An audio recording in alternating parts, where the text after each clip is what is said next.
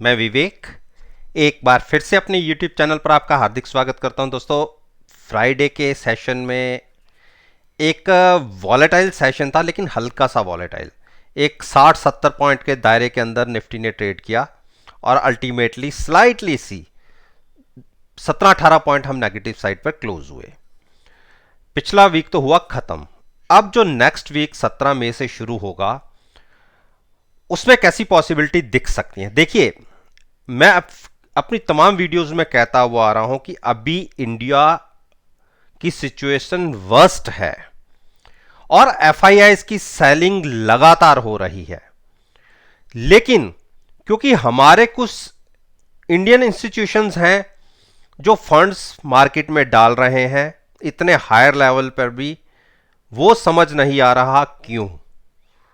क्योंकि हर जगह प्रोडक्शन रुकी हुई है, डिमांड नहीं है, सप्लाई नहीं है। तो ऐसे में हमारी इंडियन मार्केट्स का पॉजिटिव साइड पर रिएक्शन मुझे समझ नहीं आ रहा। तो इसीलिए पॉजिटिव साइड पर अपनी पोजीशन को हल्की करके चलिएगा और हैजिंग इन्वॉल्व जरूर रखिएगा अगर लॉन्ग साइड पर हैं, कि आपको पता हो कि आपका मैक्सिमम टू मैक्सिमम रिस्क कितना है। तो इन्हीं सब स्ट्रेटजीज के साथ मैं अपने ये 10 स्टॉक्स के ऊपर अपना ओपिनियन आपके साथ शेयर कर रहा हूं। और मेरी इस वीडियो में मैं कहीं पर भी आपको कोई ओपन पोजीशन बिना हैजिंग के कभी नहीं कहता कि आप मार्केट में लीजिए। सबसे पहले हिंदुस्तान पेट्रोलियम पे बात करते हैं। देखिए, इसके अंदर जब ये कैंडल फॉर्मेशन हुई थी, हमने कहा था कि, और पोजीशन ली भी हुई है, कि जब इसका आरएसआई, मैं आरएसआई को बहुत ट्रैक करता हूं। देखिए, आरएसआई मैंने कहा था कि जब 75 और 80 के आसपास के बीच में होगा, मेरा मैक्सिमम होता है 75 के आसपास मैं ट्रेड लेता हूं, और इसका आरएसआई देखिए 77 हो चुका था। तो मैंने अगले दिन 265 की कॉल बाय करके हमने फ्यूचर सेल किया था 267 के आसपास और पोजीशन को होल्ड किया था। और मेरा मानना था कि आरएसआई ओवर बॉट हो चुकी है, एक करेक्शन दिख सकती है, और मेरा टारगेट था 252 के आसपास का। और अपनी पिछली वीडियो जो मैंने फ्राइडे सेशन के लिए बोली थी, मैंने कहा था कि 252 और 255 के बीच में कहीं पर भी प्राइस आएगा तो हम अपना प्रॉफिट लेके एग्जिट करेंगे। तो देखिए, 255 के आसपास की क्लोजिंग हमें मिली है। अभी हमने ये पोजीशन को थोड़ा होल्ड किया है कि हमने 252 और 255 के बीच में कहा था, और लो जरूर 254.485 का लगा है, लेकिन हमने अपनी पोजीशन को एग्जिट नहीं किया है। अभी भी हम बहुत अच्छे प्रॉफिट पे बैठे हुए हैं। मेरा मानना है कि मैं एक बार मंडे की ओपनिंग देखूंगा। अगर पॉजिटिव साइड पर यह continuous trade half and hour मिलता रहा तो ऊपर का एक प्राइस लगा दूंगा कि 257 258 के आसपास ट्रेड एग्जीक्यूट हो जाए। यहां से एक बार फिर तेजी आ गई तो नुकसान हो जाएगा। तो अदर वो प्राइस हमारा रहेगा कि हम उस पोजीशन पे एग्जिट हो जाएं।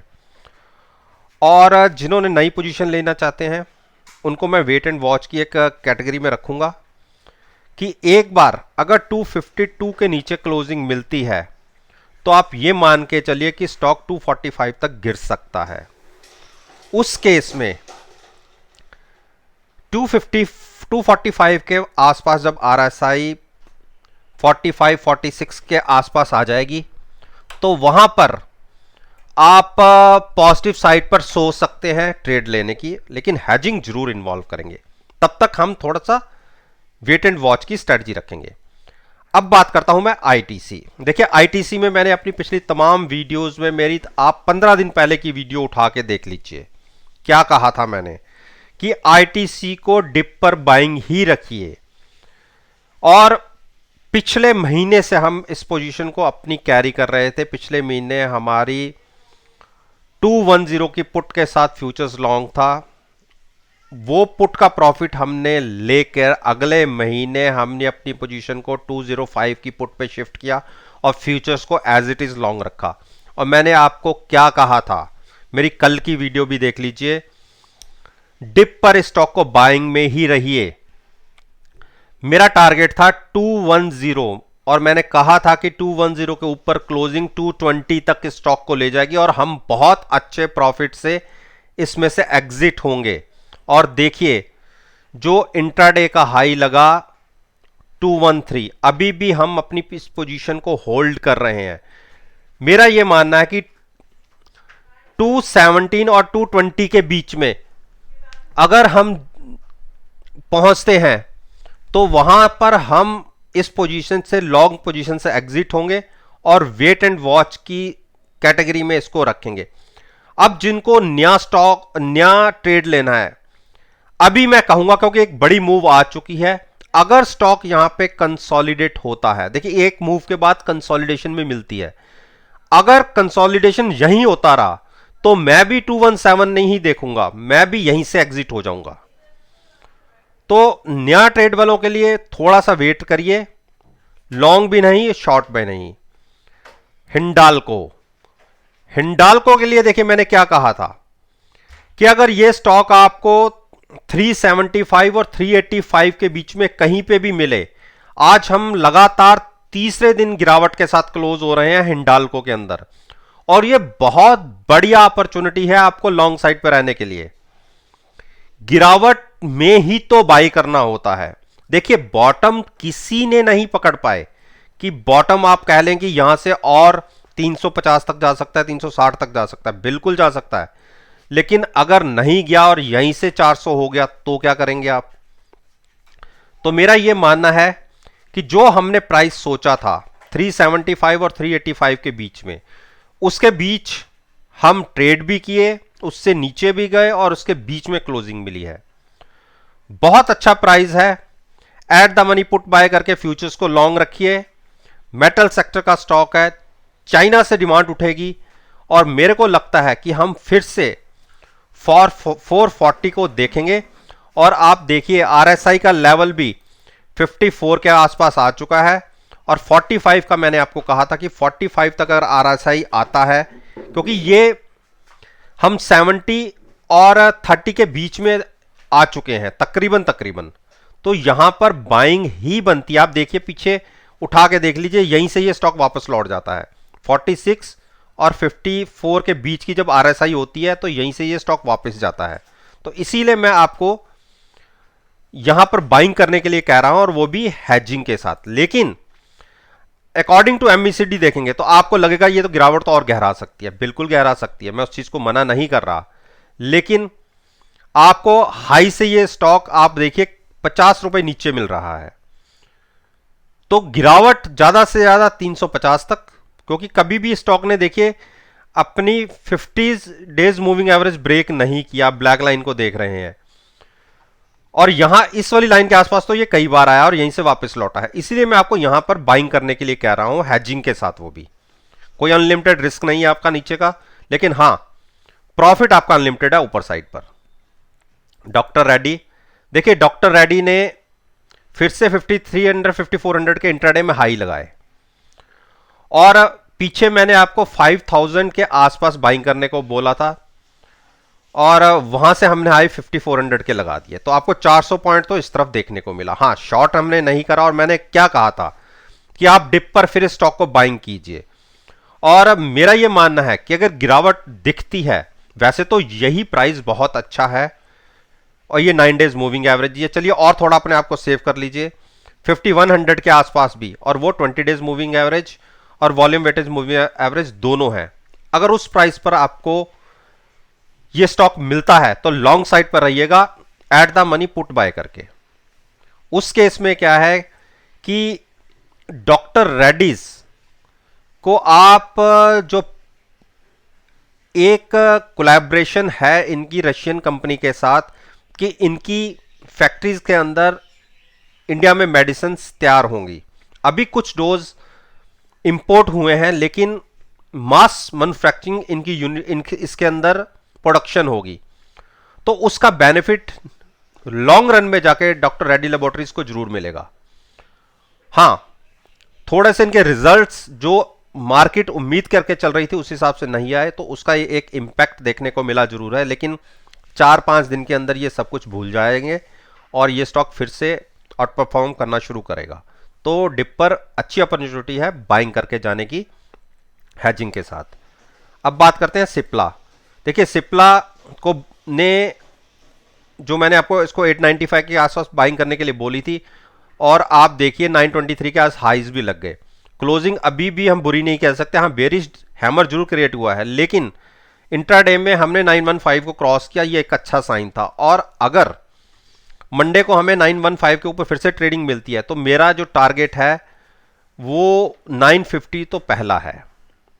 इसके ऊपर 915 के ऊपर क्लोजिंग मिलने पर 950 के टारगेट के लिए आप लॉन्ग साइड पर जा सकते हैं और 915 के आसपास की पुट बाय करके साथ में जरूर चलिएगा। और जिनको नीचे से 815 के आसपास जिन्होंने पुट बाय करके लॉन्ग किया हुआ है वो अपनी पोजीशन को होल्ड रखें लॉन्ग साइड पर, शॉर्ट मत करिएगा।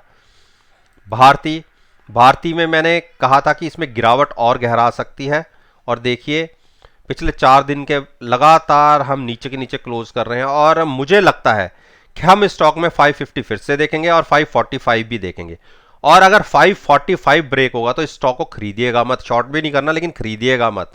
खरीदेंगे फिर हम जाके वहीं 530 के आसपास, तो भूल जाइए अभी स्टॉक को, कुछ मत करिए। बजाज फाइनेंस की क्लोजिंग अच्छी क्लोजिंग कह सकते हैं। देखिए नीचे इसने अपनी जो 20 डेज मूविंग एवरेज है उसको होल्ड कर लिया 5275, और वैसे अपनी तमाम पिछले वीडियोस में मैंने बोला था कि अगर 5275 और सेफर साइड मान लीजिए 5200 के आसपास, 5195 के या 5200 के आसपास, मैंने कहा था कि यहाँ से आप लॉन्ग कर सकते हैं at the money put buy करके। मेरी ये वीडियोस देख लीजिए आप, यहाँ मैंने वहीं यहाँ तक के टारगेट बोले थे कि क्या 5275 के आसपास जाए प्राइस तो वहाँ पर एट द मनी बाय करके पुट फ्यूचर्स को लॉन्ग कर सकते हैं। और देखिए आज वही छुआ और उसके ऊपर क्लोजिंग मिली है। अभी भी अगर आप कोई खरीदना नहीं चाहते और हम दिखाते हैं कि एक बेरिश क्रॉसओवर बन रहा है, वो भी आप देखिए, तो अभी लॉन्ग पोजीशन को होल्ड कीजिए, लॉन्ग पोजीशन को होल्ड कीजिएगा जिन्होंने ले रखी है। मैं फिर कह रहा हूं चाहे बेरिश क्रॉसओवर हम दिखा रहे हैं, लेकिन जिन्होंने पोजीशन यहां से 5275 के आसपास ले ली है वो होल्ड रखें, और नई पोजीशन के लिए जिन्होंने बनानी है वो एक बार 5200 तक का वेट कर ले नीचे की तरफ लॉन्ग जाने के लिए, नए वालों के लिए। लेकिन पुरानी जिन्होंने ले रखी है वो होल्ड रखें। अरविंदो फार्मा, देखिए अरविंदो फार्मा ने भी एक गिरावट दिखाई है और 1070 से हम तकरीबन 1000 तक आ गए हैं, और गिरावट ज्यादा से ज्यादा 985 तक हो सकती है। 985 के आसपास बिल्कुल लॉन्ग में जा सकते हैं, at the money put buy करिए, फ्यूचर्स को लॉन्ग करिए, डिप पर ही बाइंग करने हैं फार्मा सेक्टर को, शॉर्ट नहीं करना। अंबुजा ने भी इंट्राडे में गिरावट दिखाई, 300 तक के टारगेट्स दिखा दिया, और मैंने आपको अपनी पिछली वीडियो में कहा है कि 305 और 300 के बीच में कहीं स्टॉक मिले तो लॉन्ग में रहिएगा, at the money put buy कीजिए, फ्यूचर्स को लॉन्ग कीजिए। आने वाले दिनों में आपको फिर से 320 325 के टारगेट्स दिखेंगे, तो डिप पर बाइंग करना ही बनता है। छोटा सा ट्रेड 1-2 रुपए के लिए कोई शॉर्ट जिसको मिल जाए तो वो एक अलग बात होती है, लेकिन रिटेल इन्वेस्टर्स जो शॉर्ट करके ट्रेड नहीं बना सकते, जिनको स्विंग ट्रेडिंग नहीं आती, इसीलिए मैं उनको शॉर्ट साइड पर कोई ट्रेड बताता ही नहीं। मैं ये कहता हूं कि आप गिर रहा है, गिरावट में गिरने दीजिए, जहां कंसोलिडेशन हो 2-3 दिन स्टॉक वहीं मूव करता रहे, यानी उसका जो डाउन साइड का है वो कंप्लीट हो चुका है, वहां कंसोलिडेट हो रहा है, वहां पर at the money put buy करके फ्यूचर्स को लॉन्ग कर लीजिए। किसी भी दिन एक बड़ा जंप आपको देखने को मिल सकता है, जैसे पीछे तमाम आईटीसी में देखने को मिला, एचपीसीएल में देखने को मिला, गेल में देखने को मिला, और बहुत सारे स्टॉक्स में देखने को मिला। तो हमें ऐसी अपॉर्चुनिटी मिस नहीं करनी चाहिए। तो दोस्तों ये वीडियो निफ्टी इंडेक्स के 10 स्टॉक्स जो अच्छी वेटेज रखते हैं उनके ऊपर मैंने अपना ओपिनियन आपके साथ शेयर किया है। और अगर इन्हीं स्टॉक्स की मेरी पास्ट परफॉर्मेंस को देखना चाहते हैं तो पिछली कोई भी वीडियो उठा लीजिए, और फ्राइडे के सेशन से रिलेटेड जो वीडियो थी वो नीचे डिस्क्रिप्शन बॉक्स में है, आप उस वीडियो को देखिए और फ्राइडे के सेशन के साथ एनालाइज कर लीजिए। जो भी प्राइसेस, जो भी डाटा चाहिए होगा आपको एनएससी की साइट पर मिल जाएगा, आप उससे कंपेयर कीजिए और फिर देखिएगा कि आपको कितने अच्छे रिजल्ट्स देखने को मिलेंगे। वीडियो अच्छी लगी हो तो लाइक जरूर कीजिएगा, शेयर कीजिए, मेरे YouTube चैनल को सब्सक्राइब करना मत भूलिएगा। इस बात के साथ मैं आपसे विदा लेता हूं और एक नई वीडियो के साथ फिर से आपके सामने आऊंगा। तब तक के लिए धन्यवाद।